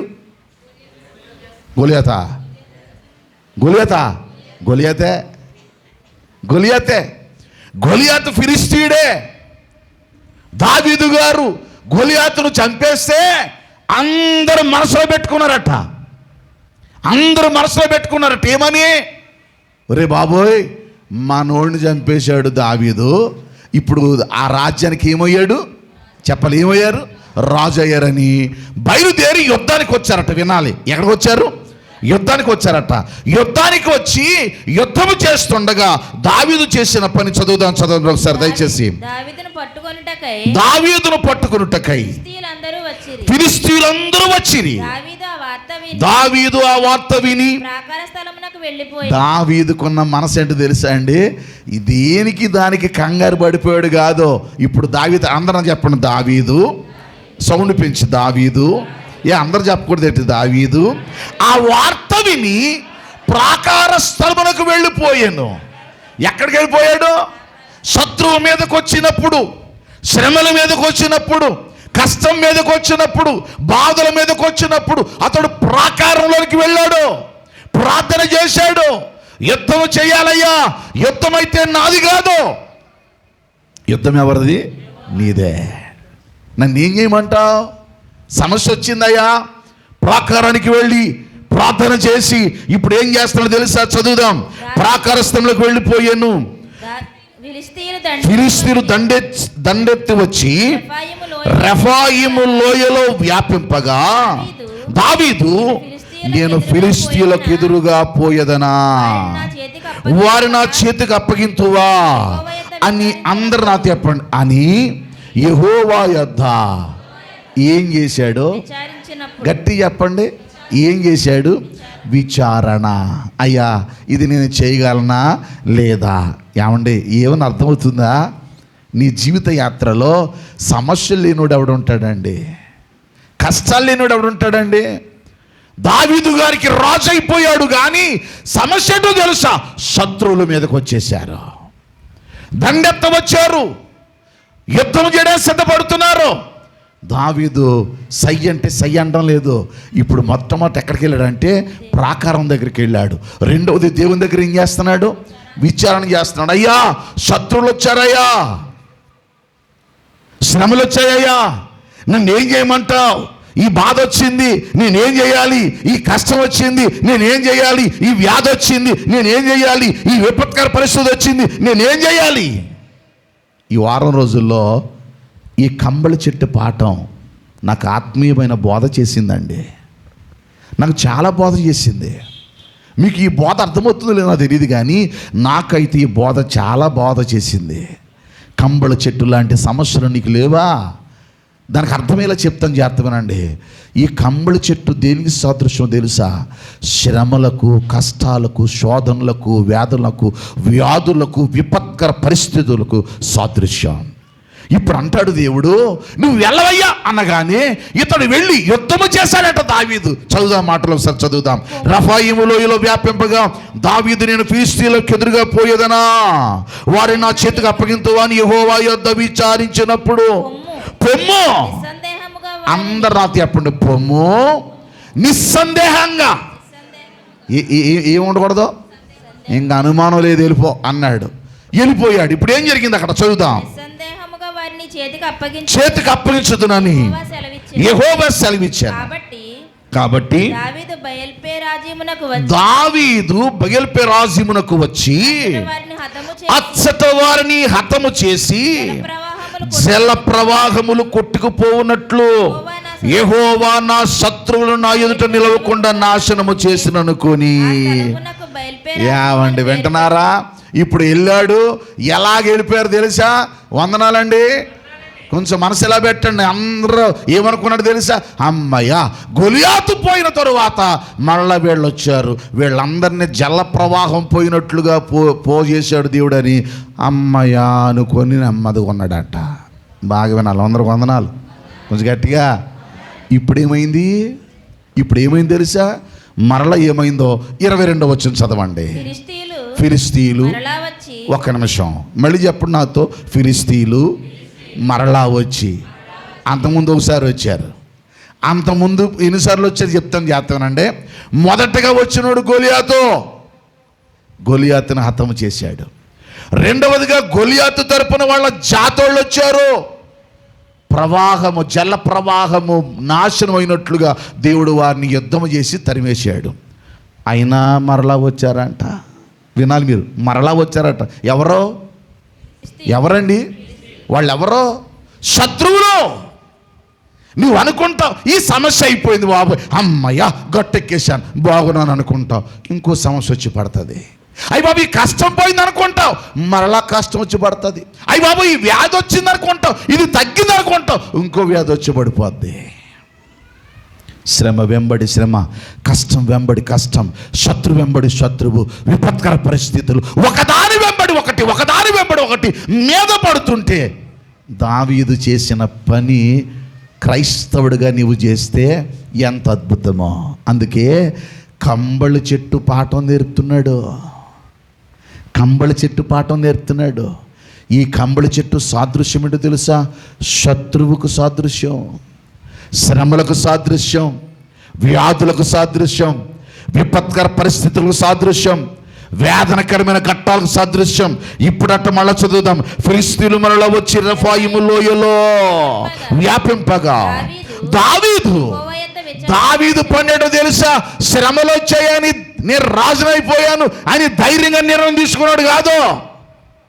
అతడు ఏ స్థానంలో ఉన్నా మొదటి స్థానం ఎవరికి ఇస్తాడు? దేవునికే. నీ జీవితంలో శ్రమ రాని, కష్టం రాని, వ్యాధులు రాని, బాధలు రాని, ఏది వచ్చినా మొదటి స్థానం ఎవరికి? గట్టి చెప్పండి, ఎవరికి? దేవునికి. ఒకనాటి పరిస్థితులు అట్లా ఉండి తెలుసా అండి? ఎవరికైనా వ్యాధి వచ్చినా, బాధలు వచ్చినా, కష్టాలు వచ్చినా ఏమన్నా సత్యానందం గారు ఎక్కడ తీసుకొచ్చి పడేసేవారు? మందిరంలో పడేసేవారు. బ్రతుకుతావో చస్తావో నీ ఇష్టమైనా మందిరంలో పడేసేవారు. మందిరంలో ఉండేవారు, వచ్చిన వాళ్ళు మందిరంలో ప్రార్థన చేసుకునేవారు. ఇప్పుడు ఏమనుకోకండి, మనం ఆదివారం రావడమే అంత సీరియస్ చూసారా? చాలా వందనాలండి, గట్టి చెప్పండి. శ్రమ వచ్చినప్పుడు మీరు మాట గుర్తుపెట్టుకోండి. ఇది కొంచెం అయిపోయే సబ్జెక్ట్ అనుకుంటున్నాను, కానీ అయ్యేటట్టు కనపట్లా. ఇంకో మాట మీకు అర్థంలో చెప్పనా? మొదటిసారి నీళ్లు లేవు. ఏమన్నా వింటున్నారా? మొదటిసారి ఏమి లేవు. ఎవరికే? ఇశ్రాయేలుకి. ఎవరి నాయకత్వంలో? మోషే నాయకత్వంలో వెళుతున్నప్పుడు అయ్యా నీళ్లు కావాలి అన్నారు. దేవుడు అన్నాడు నీ చేతులు ఏముంది అన్నాడు. కర్ర ఉందయ్యా అన్నాడు. పక్కన ఏం కనపడుతుందయ్యా? బండ ఉందయ్యా. అయితే బండను కొట్టు అన్నాడు. కొడితే ఏమొచ్చాయి? గట్టి చెప్పండి, నీళ్ళు వచ్చాయి. మళ్ళా ప్రయాణం చేస్తున్నారు. మళ్ళా దాహం అంటున్నారు వీళ్ళు. ఒకరిద్దరు కాదు, అందరూ ఒకసారి మీద పడిపోయారు. ఈ మోషకి ఏం చేయాలి అర్థం కావడంలా. మళ్ళీ అడుగుతున్నాడు, అయ్యా నన్ను ఏం చేయమంటావు? ఎదురుగా ఏముంది? బండ ఉంది. నీ చేతిలో ఏముంది? కర్ర ఉంది. బాగేమన్నాడు. ఇప్పుడు దేవుడు శ్రమలో కూడా నేను పరీక్షిస్తాడండి. అది గుర్తుపెట్టుకో. అక్కడ కొట్టమన్నాడు. బండను కొడితే ఏమొచ్చాయి చెప్పండి? నీళ్ళు వచ్చాయి. ఇప్పుడు కూడా ఏం చేయాలి? దేవుడిని అడిగాడు. ఇప్పుడు అంటాడు దేవుడు, బండతో మాటలాడు. అప్పుడేమో కొట్టు అన్నాడు. ఇప్పుడు విసిగిపోయి ఉన్న ఓడికి ఎలా ఉంటుంది చెప్పండి? ఆ కోపములో ఆవేశంలో అన్నగూడని మాట అనేసాడు. వింటున్నారా? శ్రమలో కష్టాలు ఎక్కువైపోతే కొన్నిసార్లు నువ్వేం మాట్లాడతావు నీకే తెలీదా. అప్పుడు కూడా పరీక్షిస్తాడట దేవుడు. అందుకే అడగాల, సహాయం అడగాల, దేవుణ్ణి అడగాల. ఒకవేళ పరీక్షించబడతావేమో. దావీదుని ఇప్పుడు అంటాడు దేవుడు, మీరు బాగా వినాలి. ఇప్పుడు అంటాడు నువ్వు వెళ్ళు అన్నవాడు ఇప్పుడు అంటాడు నువ్వు వెళ్ళొద్దు. మరి ఏం చెయ్యి? చుట్టూ తిరిగిపోయి కంబళి చెట్లకు ఎదురుగా వారి మీద పడు. వినండి, ఏ చెట్లకు ఎదురుగా? గట్టి చెప్పండి. ఇక్కడ కంబళి చెట్టు అర్థం ఏంటో తెలుసా? ఈ కంబళి చెట్టుకి చిన్న చిన్న ముళ్ళు ఉంటాయి, పెద్ద పెద్ద ఆకులు ఉంటాయి, పళ్ళు చిన్న చిన్న పళ్ళు ఉంటాయి. ఈ కొన్నిసార్లు ఈ మల్బరీ చెట్టు అంటారు కదా, దగ్గరగా ఉన్న కారణం చేతట ఈ చెట్టు కట్ట వినాలి. ఈ చెట్టు కట్ట ఒక్కొక్కటి రాపిడయ్యి గీతలు పడి నీరు అంటే లోపల నుంచి ఒక జిగురు లాంటి పదార్థం కారుతూ ఉంటుందట. దాన్ని భక్తులు ఏమని రాశారంటే నీరు అన్నారు. వినాలి. ఈ కంబళ చెట్టు ఇక్కడ పోయి కంబళ చెట్టుకి ఎదురుగా నిలబడి, కంబళ చెట్టుకి ఎలా నిలబడు? ఎదురుగా నిలబడి అన్నాడే. ఈ కంబళ చెట్టు స్వభావం చెప్తున్నా చూడండి. కంబళ చెట్టుకి నీరు కారుతూ ఉంటుందట, ద్రవం కారుతూ ఉంటుందట. అలా కారుతూనే ఉంటుందట, అది కారుతూనే ఉంటుందట. బాగా వినాలి. ఇక్కడ సాదృశ్యం ఏంటి తెలుసా? నీకు కష్టాలు రాగానే దుఃఖం కూడా ఎక్కువైపోద్ది కదా, కన్నీరు కూడా ఎక్కువైపోద్ది కదా, వేదన కూడా ఎక్కువైపోద్ది కదా. కొన్నిసార్లు ఏడుస్తావు కదా, కొన్నిసార్లు ప్రాపిస్తావు కదా, కన్నీరు గారుస్తావు కదా. దైవజనాంగమా, కొన్నిసార్లు నీ కన్నీరు అవసరమే కానీ అన్ని సందర్భాల్లో కన్నీరు అవసరం కాదు. అర్థమైనా చెప్తాను. నువ్వు కన్నీరు కార్చాలి. ఎప్పటి వరకు? వాగ్దానం పొందుకునే వరకు. ఎప్పటి వరకు? నీకు దేవుని సమాధానం దొరికేటంత వరకు. ఉదాహరణ చెప్పనా? ఈ కంబళ చెట్టు ఎలాగూ నీరు కారుతూ ఉంటుందో, ఎలాగూ ఆ ముళ్ళు గుచ్చుకున్నప్పుడు ఆ చెట్టులో నుంచి నీరు కారుతూ ఉంటుందో, నీ ఆత్మీయ జీవితంలో అనేక మార్లు దుఃఖం కనబడుతుంది. ఉదాహరణకి హన్నాకి శోకం ఉంది. అయ్యా అన్నీ ఉన్నాయి కానీ, అన్ని సంగతులు బాగున్నాయి కానీ, పరిస్థితులు అన్నీ బాగున్నాయి కానీ నేను గొడ్రాలన్నయ్యా, అందరు గొడ్రాలు అంటున్నారయ్యా, నాకు బిడ్డలు లేరయ్యా అని ఏడవడం మొదలుపెట్టిందట. సమూయేలు గ్రంథంలో మొదటి గ్రంథము 1వ అధ్యాయము 5 నుంచి 17 వచనాలు మీరు చదివితే, మీరు చదువుకోండి, రాసుకుంటిగా చదవండి. ఆమె మందిరంలోకి వెళ్ళింది, ఏడవడం మొదలుపెట్టింది, ఏడుస్తుంది, కన్నీరు గారుస్తుంది. వినండి. ప్రవక్త కూడా ఆమె కన్నీరు కారుస్తుంటే నిద్రపోతుందేమో అనుకున్నాడట. ఏమంటది? అయ్యా నేను యెహోవా సన్నిధిలో, వింటున్నారా, నా మూలుగులు నా బాధ చెప్పుకుంటున్నానయ్యా. ఇప్పుడు వాగ్దానం వచ్చేసింది. వాగ్దానం వచ్చింది. ఏమని వాగ్దానం వచ్చింది? సమూయేలు గ్రంథం 1వ అధ్యాయం. సమూయేలు గ్రంథం 1వ అధ్యాయం 1వ అధ్యాయంలో 15వ వచనం చదువుదాం. అది కాదు నా ఏలినవాడా, నేను ఏ దుఃఖంతో ఉన్నాను? కొంచెం గట్టి చెప్పండి. మనోదుఃఖముతో ఉన్నాను. నెక్స్ట్, నేను ద్రాక్షారసమునైనను మద్యమునైనను చేయలేదు కానీ నా ఆత్మను యెహోవా సన్నిధిని ఏం చేస్తున్నాను? కుమ్మరించుకొనుచున్నాను. సేవకురాలైన నన్ను, నీ సేవకురాలైన నన్ను పనికి మారిన దానిగా ఎంచవద్దు. ఎలాగెంచొద్దు? పనికి మారిన దానిగా ఎంచొద్దు. అత్యంతమైన కోపాగ్ని ప్రవక్త ఏమన్నాడట? నీవు క్షేమముగా వెళ్ళు. నీవు క్షేమంగా వెళ్ళుము. ఇశ్రాయేలు దేవునితో నీవు చేసుకున్న మనవిని ఆయన దయచేయునుగాక ఆమెతో చెప్పగా, అందరు నాతో చెప్పండి, ఆమె అతనితో, నీ సేవకురాలైన నేను నీ దృష్టికి కృపనందునుగాక. అందరు నాతో చెప్పండి. తరువాత ఆ స్త్రీ తన దారిన వెళ్ళిపోయి భోజనము చేయుచు నాట నుండి దుఃఖముఖిగా నుండుట మానేను. ఇప్పుడు ఏడ్డం మానేసింది. వినండి, వందనాలు గట్టి చెప్పండి. కన్నీళ్లతో ఏడ్చింది. ఇప్పుడు వాగ్దానం వచ్చింది. అమ్మా, నీ దేవుడు నీ మాట విన్నాడమ్మా, దేవుని కృప నీకు తోడుందమ్మా, నువ్వు ధైర్యంగా ఉండవు అనగానే ఇప్పుడు అట్టిక ఏడవటం మానేసిందంట. అంటే అర్థమేలా చెప్పనా? నీ జీవితంలో కన్నీళ్ళు ఉంటాయి, ఇంకా రోజు ఎడుతానన్నావు అనుకోండి, వింటున్నారా? అలాగే ఏడుస్తూనే ఉన్నావు అనుకోండి, ఏమనుకోకండి, ఏడ్చి వాళ్ళని ఒకసారి ఎత్తుకున్నారు, జోకెట్టారు, ఊరుకోరా అంటున్నాడు, ఇంకా ఎడుతున్నాడు, ఊరుకోరా, ఇంకా ఎడుతున్నాడు, ఊరుకోరా, బిడామని వేసారు ఒకటి. చెప్పండిరా, అర్థం కాలేదా? ఆడు ఇంకా ఎడుతున్నాడండి, నువ్వు ఎత్తుకున్నావు, ఆలిస్తున్నావు, పాలిస్తున్నావు, అయినా ఎడుతున్నాడు అనుకోండి, ఏం చేస్తారో చెప్పండరా? ఒకటి వేసేస్తారు కదా, ఆ అరుసు పడిపోతే కానీ సైలెంట్ అవ్వడు కదాడు. దేవుడు కూడా కొన్నిసార్లు అంతే, నేను ఉన్నానురా, నేను విన్నానురా అంటాడు, అయినా మనం ఇంకా ఏడుస్తూనే ఉంటాం. నువ్వు ఏడవాలా, కన్నీళ్ళు కూడా అవసరమే, కానీ ఎప్పుడో తెలుసా? నీకు వాగ్దానం ఉంది, మర్చిపోకు. నీతో ఉన్న దేవుడు, వాగ్దానం ఇచ్చిన దేవుడు. నీ కన్నీళ్ళు పదే ఒక్కదాని గురించి కాదు, ప్రతిదానికి ఏడ్చామనుకోండి, ఆశీర్వాదం కనిపించదే. ఈ కంబళ చెట్టు దేని సాదృశ్యం తెలుసా? ఆ కన్నీరు లాంటి కష్టం నీకు కనబడుతున్నప్పుడు దేవుని వాగ్దానము తీసుకొని నువ్వేం చేయ తెలుసు? ఇప్పుడు అంటాడు, కంబలి చెట్టుకు ఎదురుగా పడుము. వినాలి, అందరూ నా చెప్పండి. కంబలి చెట్టుకు, సౌండ్ పెంచి చెప్పండి, కంబలి చెట్టుకు ఎదురుగా పడుము. అంటే నీ కష్టానికి నువ్వేమవ్వాలా? ఎదురెళ్ళాలా. అర్థమేలా చెప్తాను, మళ్ళీ ఒకసారి వందనాలు అందరికీ. ఒక నీ మీద కొడతానికి వస్తున్నాడో, నీ మీద ఫోర్స్గా ఉన్నాడో, నువ్వేం ఏం చేయాలి?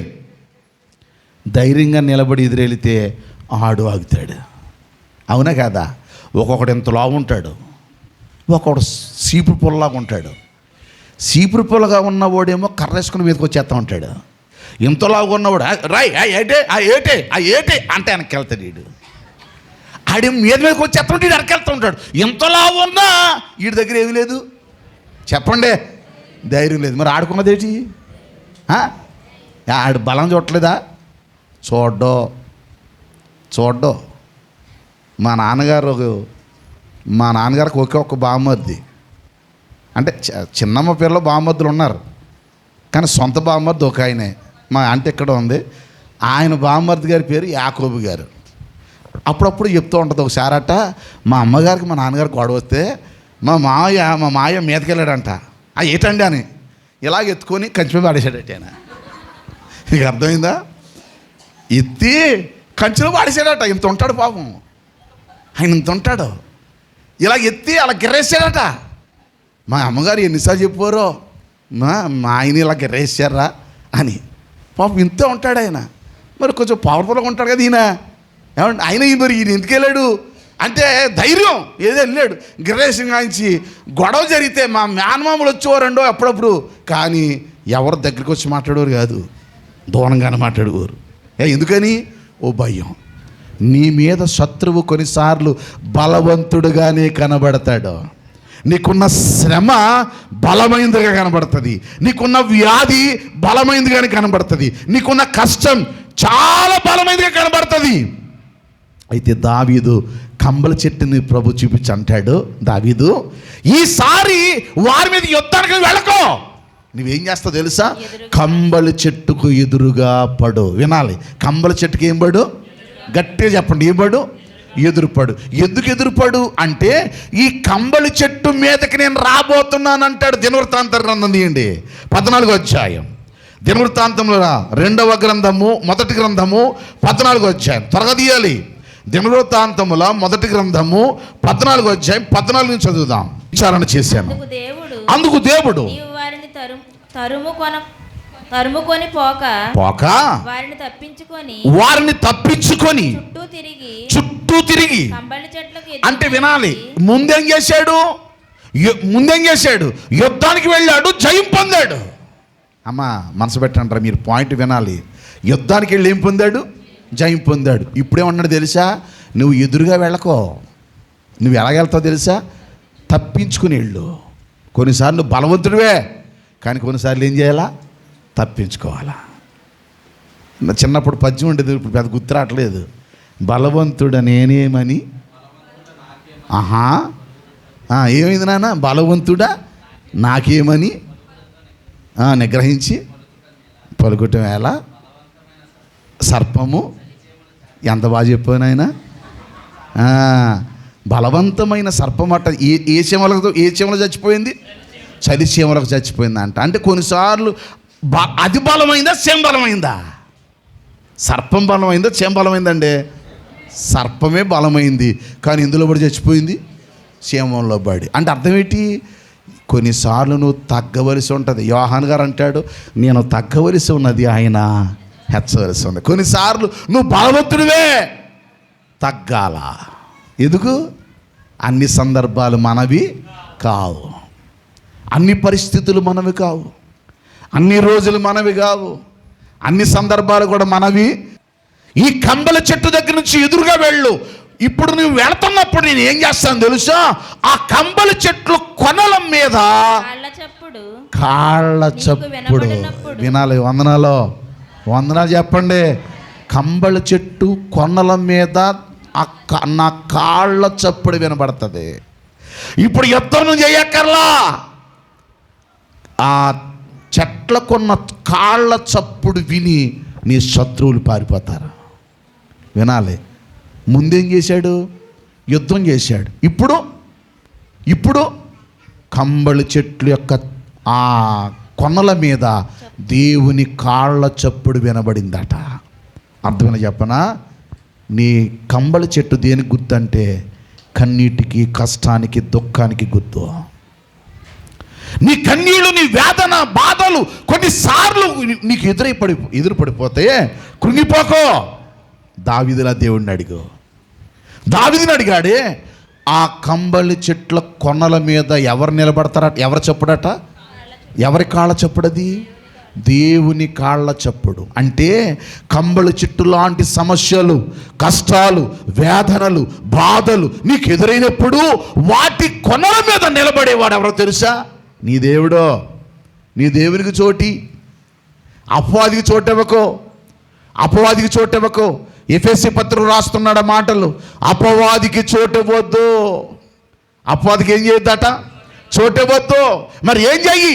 దేవునికి చోటి, దేవునికి మనసి, దేవునికి స్థానమి. కంబలి చెట్టు కొనల మీద దేవుని చప్పుడు వినబడగానే శత్రువు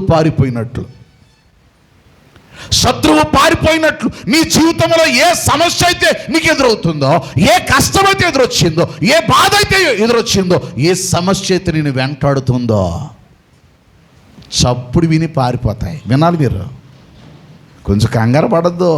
శ్రమలు ఉంటాయి, బాధలు ఉంటాయి, వ్యాధులు ఉంటాయి, కష్టాలు ఉంటాయి, వాటి చూసి బాధపడద్దు. ఇప్పుడు దావీదు చేసిన పని అదే. మళ్ళీ చూద్దాం, చూడండి ఒకసారి 15 వచనం. కంబళి చెట్ల కొనల యందు కాళ్ళ చప్పుడు నీకు వినబడినప్పుడు వారితో యుద్ధము కలుపుటకై బయలుదేరి వారి మీద పడు. అందరు నాతో చెప్పండి, ఆ చప్పుడు వినబడినప్పుడు ఫిలిష్తీయుల దండును హతము చేయుటకై దేవుడు నీకు ముందుగా బయలుదేరి ఉన్నాడని తెలుసుకొనమని సెలవిచ్చాను. నీ ముందు ఎవరున్నారు చెప్పండి? దేవుడు. నీ ముందు దేవుడు ఉంటాడు. అందుకే కంబళి చెట్టు లాంటి, మళ్ళా చెప్పాను కదా, కొన్నిసార్లు నీ కన్నీళ్ళు, నీ ఆవేదన, నీ బాధ, నీ కష్టం ఎదురు కావచ్చు.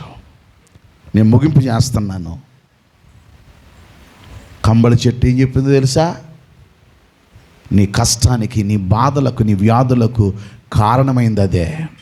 అందుకే ఇప్పుడు యేసు ప్రభు వారు రెండో సందర్భంలో మాట్లాడుతున్న మాట ఏమని?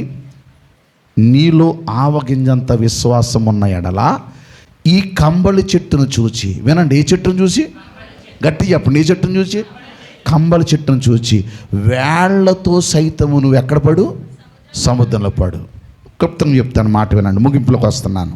క్లుప్తంగా కంబళి చెట్టుకున్న లక్షణం ఏంటంటే త్వర చెప్తాను. మొదటగా అది ఏదైనా అనుకోకుండా దానికున్న అంటే ఆ ముళ్ళే దానికి కొన్నిసార్లు గీరినప్పుడు రాపిడికి నీరు కారుతూ ఉంటుందట కొన్నిసార్లు. రెండవది, కంబళి చెట్టుకున్నటువంటి వేళ్ళు ఎలాంటివి అంటే లోతు కంటే పాతుకుపోతాయంట. బాగా లోతు కంటే పాతుకుపోతాయి ఉంటాయట. అప్పుడప్పుడు మీకు కొబ్బరి చెట్లు ఎవరైనా పెంచేవాళ్ళు ఉన్నారేమో, కొబ్బరి చెట్లు పెంచేవాళ్ళు తెలుస్తుంది. కొబ్బరి చెట్టును అక్కడ వేస్తావు, దాని వేళ్ళు ఎక్కడికో ఉంటాయి పొడుగ్గా, నువ్వు నరికే కొద్ది కనపడతా ఉంటాయి. అలాగే దీనికి వేళ్ళు లోపల కంటే పాతికిపోయి ఉంటాయట. తర్వాత దీనికి మరొక లక్షణం ఏంటంటే గోర్చోడం, అప్పుడప్పుడు మనం కట్టిన ప్రహారీ గోడలు, కొబ్బరి చెట్లు ఆ చెట్లు వేసి ఉంటారు చూసారా, గోడలు ఏమవుతుంటాయి? పగిలిపోతూ ఉంటాయి. దేన్ని బట్టి? వేళ్ళని బట్టి. ఈ చెట్టుకున్న రెండవ లక్షణం ఏంటంటే దేన్నైనా పగలగొట్టేస్తుందట అది. దాని వేళ్ళు దేన్నైనా పగలగొడుతుందట. మూడవది, అది కంబళి చెట్టు మూడవ లక్షణం ఏంటంటే దాన్ని తీసేద్దామని పైన నరికేసి పక్క వెళ్ళిపోయి అనుకోండి, ఎంత వేరు మొక్క ఉన్నా సరే మళ్ళీ ఏమవుతుందట? అది మళ్ళీ మొలిచేస్తాట. మళ్ళీ రిపీట్ చేస్తున్నా, అది ఏమవుతుంది? గోడలను సైతం ఏం చేస్తుంది? పగలగొట్టేస్తుంది, లోతుగా పాతికిపోతుంది. మూడవది, దానికి ఉన్న లక్షణం అది తీసేద్దామన్నా సరే, ఎంత వేరు మొక్క ఉన్నా సరే మళ్ళీ తిరిగి పెరుగుతుంది. మీరు కావాలంటే చూడండి, ఈ కంబళి ఎలా పెంచుతారో అనే దానిలో అప్పుడప్పుడు చిన్న చెట్టు మొక్క నరికేసి ఈ మధ్య ఒక ఆయన ప్రాక్టీస్ చేశాడు. అరటిపండు ఉంటుంది చూశారు, అరటిపండు సగం కోసి అరటిపండులో పెట్టి ఒక చిన్న బాక్స్లో పెట్టి పైన మూత పెడితే దానిలోంచి మొక్క వచ్చేసింది. అంటే దాని లక్షణం ఏంటి? అది త్వరగా పోయేది కాదు. ఈ కంబళి అనే దాన్ని దేనికి అర్థమో తెలుసా? నీకున్న శ్రమ, నీకున్న వ్యాధులు, నీకున్న కష్టాలు. మళ్ళీ రిపీట్ చేస్తాను, ఏమనుకోకండి. వ్యాధి అంటే ఏటమ్మా? వ్యాధి అంటే ఏమనుకోకండి, వందనాలు. సరే, రోగం అంటే ఎన్నిసార్లు చెప్పాను? వచ్చిపోయేదేంటి? రోగం. వ్యాధి అంటే ఏంటి? అర్థం ఏంటి? దీర్ఘకాలం ఉండేది. కంబళి దేనికి సాదృశ్యం తెలుసా? దీర్ఘకాలానికి సాదృశ్యం. నీకు పోని సమస్య, నీకు పోని వ్యాధి, నీకు పోని కష్టం, చాలా జాగ్రత్త మనసు పెట్టండి. ఒక అద్భుతమైన మాట జ్ఞాపకం చేస్తున్నాను. ఇది కంబళి చెట్టును ఆజ్ఞాపించగానే అని వ్రాయబడిందే, అది వేళ్లతో సైతం పోతుందని వ్రాయబడిందే. ఆ మాటకు అర్థం చెప్తున్నాను. దాన్ని గ్రీకు భాషలో ఏమని వాడారో తెలుసా? మనసులో పెట్టండి ప్లీజ్. ఏమని వాడారో తెలుసా? లెగో అనే మాట వాడారు. గ్రీకు మాటతో చెప్తానండి. నిశ్శబ్దమును వీడి ఆజ్ఞాపించటం. కంబళి చెట్టు లాంటి దీర్ఘకాలం నీలో ఉండిపోయిన సమస్యలు, నీలో ఉండిపోయిన వ్యాధులు, నీలో ఉండిపోయిన కష్టాలు ఉన్నాయే, వాటినట నువ్వు మౌనంగా ఏడుస్తూ, బాబోయ్ నేను చచ్చిపోతాను, బాబోయ్ ఇలాగైపోతాను, బాబోయ్ నా జీవితం అయిపోయింది, నా బ్రతుకు అయిపోయింది అనుకోవడం కాదు. నువ్వు విశ్వాసం కలిగిన దానివైతే నిశ్శబ్దాన్ని వీడేం చేయాలట? ఆజ్ఞాపించడం అట. మరొక మాట చెప్తాను, నిశ్శబ్దం వీడి ఆజ్ఞాపించడం, చెప్పడం, చెబుతూనే ఉండడం. ఏమని? అర్థంగా చెప్తాను వినండి. ఆజ్ఞాపించడం, ఆజ్ఞాపిస్తూనే ఉండడం, పలకటం పలుకుతూనే ఉండడం అని లెగో అనే మాట రాశాడు. అర్థంలో చెప్తానండి. వ్యాధి ఉంది, నీ బలహీనతలు చెప్పనా, నాకు జబ్బు ఉంది, నాకు జబ్బు ఉంది. చూడండి, షుగర్ అని తెలియనంతసేపు కింగ్లా ఉంటావు,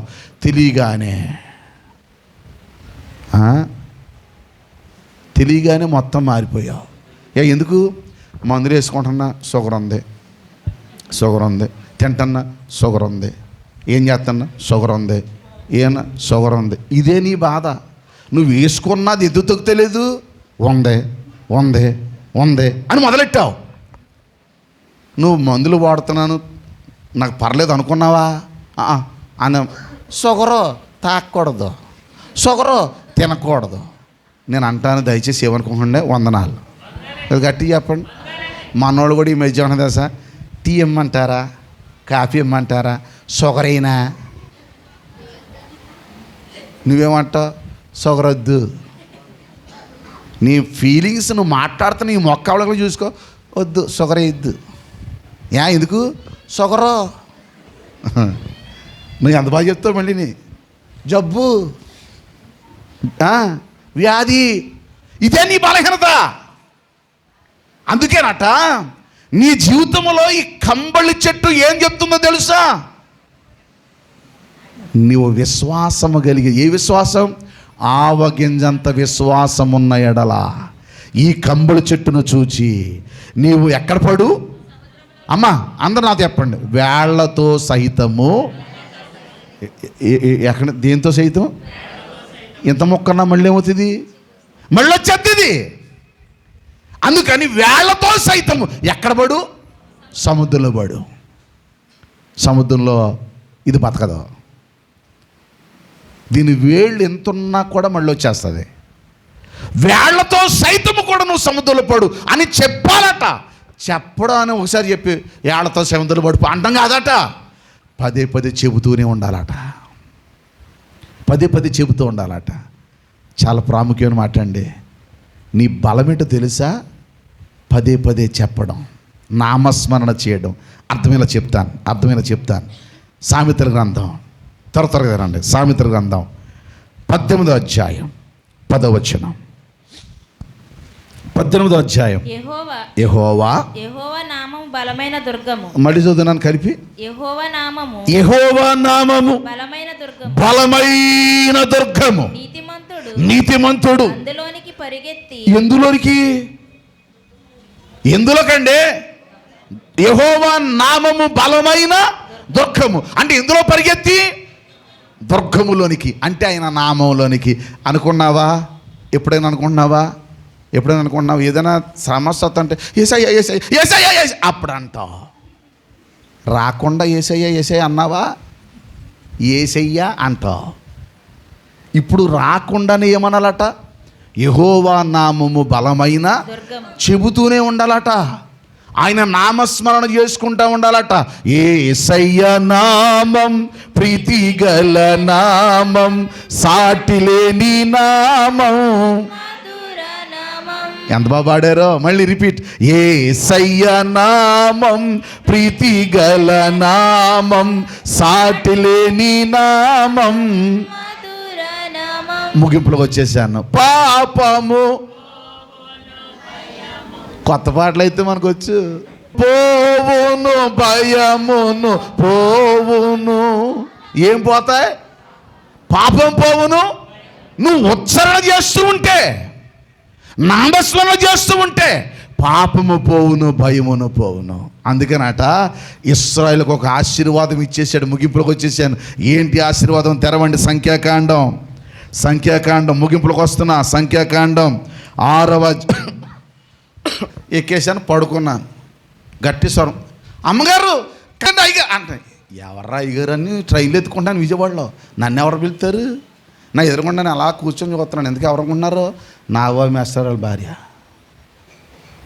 నాకెంత ఆనందం అయిపోయిందంటే, ఆవిడ ఎంతగా ఎలా అయ్యగారు అని కంగారు పడిపోతాంటే, మీరు నమ్మండి, విజయవాడలో మనకి ఎవడుంటాడండి? అయినా మమ్మల్ని ఎవరు పట్టించుకుంటారండి? ఇంతకట్టి ఫోన్లో ఉండి వాళ్ళ అమ్మగారిని తీసుకొచ్చి వీళ్ళకి హాస్పిటల్కి వెళ్తున్నారంట. అక్కడ ప్రార్థన చేయించుకొని వెళ్ళడానికి రైల్వే స్టేషన్కి వచ్చింది. ఎలా అంటే కంగారు మొత్తం భోగి తిరిగేస్తుందట. నేను ఎలాగున్నానంటే మత్తులో ఉన్నాను, ఏ అరుపు మనకి ఏం లేదు, నెమ్మదికి ఇడ్లీ ముక్క ఇలా అనుకుంటున్నాను. ఇలా చూస్తే ఈ అమ్మాయి దీవించి పంపిస్తున్నాను కానీ మాట కొంచెం ఎలా ఉందంటే మత్తులో ఉన్నాను కదా, మళ్ళీ వెళ్ళిపోయిన తర్వాత ట్రైన్ వెళ్ళిపోయింది, మళ్ళీ పడుకుని పోయాను. మత్తులో ఉన్నాను కదా, కానీ అట మనం ఒకరినొకరు కనిపించినప్పుడట, అంటే ఆ దీవెన కొరకు ఆమె పరితపించిందే. ఎవరైనా కనపడినప్పుడట అలాగే దీవించాలట. దేవుడు నిన్ను దీవించుగాక, అది మన మాట. వాళ్ళేమనాలా, నువ్వు నాశనం అయిపోయిన గాక అనకూడదు. వాళ్ళు కూడా ఏమనాలా చెప్పండరా, దేవుడు నేను ఎలా ఒకళ్ళొక్కళ్ళు అనుకుంటే దీవెనట. చదువునమాట. అట్లు ఇశ్రాయేలీలు చదివిండి, ముగించేసాను. ఇశ్రాయేలు మీద నా అదండు వినాలా. ఏటి కంబళ చెట్టు గురించి ఎందుకు చెప్తున్నాడు తెలుసా? ఒరే నాయన, నువ్వు ఏం కంగారు పడకు, నువ్వు ఎదురెళ్ళు. కొన్నల చప్పుడు వినబడినప్పుడే శత్రువు నేను చూసి పారిపోతాడు. నువ్వు ఎదురుగా నిలబడినప్పుడే శత్రువు పారిపోతాడు. నువ్వు చేసే పని ఏంటో తెలుసా? నా నామమును ఉచ్చరిస్తూ వెళ్ళు. కొనల చప్పుడు అంటే అదే, శబ్దం అంటే అదే. ముగింపులోకి వచ్చాను. శబ్దం అంటే అదే. ఆయన శబ్దం అనగా వాక్యం. ఆది యందు ఏముండెను? వాక్యం ఉండెను. వాక్యము దేవుని యొద్ద ఉండెను. వాక్యమే, ఆ వాక్యమే శబ్దం అండి. ఆ వాక్యాన్ని చేత పట్టుకొని, నీకు వ్యాధి ఉందా, యేసు నామములు గద్దించుకో, నీలో నువ్వే. నాయన శ్రమ ఉందా, నీలో నువ్వే అనుకో. నాయన యేసునాములు మీరు అనుకుంటారు లేదు, ఎప్పుడైనా ఏదైనా వచ్చింది అనుకోండి, నేను ఏమనుకుంటా తెలుసా, కష్టమని ఉంటావు, వ్యాధుడి ఉండొచ్చు, ఆయన నామమును ఏం చేయాలంట? ఉచ్చారణ. కంబలి చెట్టు కొనల మీద చప్పుడు దేవునిది. కంబల చెట్టు లాంటి సమస్యలు నీలో ఉంటే విశ్వాసము తనాలంట. దేని తనాలా? గట్టి చెప్పండి. విశ్వాసముతో. ఏమని? ఆయన నామమును ఉచ్చరించాలట. అట్లు ఇశ్రాయేలులట, వారు ఇశ్రాయేలు మీద నా నామమును ఉచ్చరించుట వలన, గట్టి చెప్పండి, నా నామమును ఉచ్చరించుట వలన నేను వారిని ఆశీర్వదించేదను. మనం ఏమంటాం? మరి అలాగే ఉంటుంది. మరి ఏం చేస్తాం? మరి మన సుబ్బారావు గారు వాళ్ళ తమ్ముడికి అలాగో జరిగింది, తీసేశారు కాలు. ఎంత బలంగా ఉంటాయి మన మాటలు. మన వెంకటరావు గారు పోయాడు. ఈడు పోతానేమో ఈడు హాస్పిటల్ ఉంటే మనం మాట్లాడకుండా చేశాడండి. మరి అలాగే పోతాం. మరి ఏం చేస్తాం? ధైర్యం ఉండాలా. వద్దు, నీలో ఉన్నవాడు లోకంలో ఉన్నవాని కంటే ఏ మాటలు ఉండాలా? ఆయన నామమును ఉచ్చరించు. కొన్నిసార్లు ఎవరుండరో పడిపోతావు, దిగులుతావు. కంబళ్ళ చెట్టు లాంటి సమస్యలు, శ్రమలు, వేదనలు, బాధలు నీకు ఉండొచ్చు. వాటిని జయించే శక్తి ఏంటో తెలుసా? నీ దేవుడు నీ చేతులు పెట్టాడు. విశ్వాసంతో అడుగు. కొన్నిసార్లు దిక్కులేని వాళ్ళు ఉంటారు, అనాథులు ఉంటారు. శ్రీలంకలో నాకు కన్నీళ్ళు వచ్చాయండి.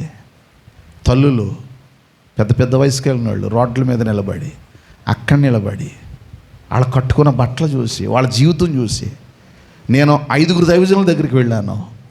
3 ఇళ్లల్లో అంటే ఒక చోట టిఫిన్ చేశాను, ఒక చోట భోజనం చేశాను, ఒక చోట మామూలుగా చిన్న అల్పాహారంగా పెట్టారు, తిన్నాను. ఈవినింగ్ వచ్చేటప్పుడు కూడా భోజనం చేశాను, లైట్ ఫుడ్ తీసుకున్నాను.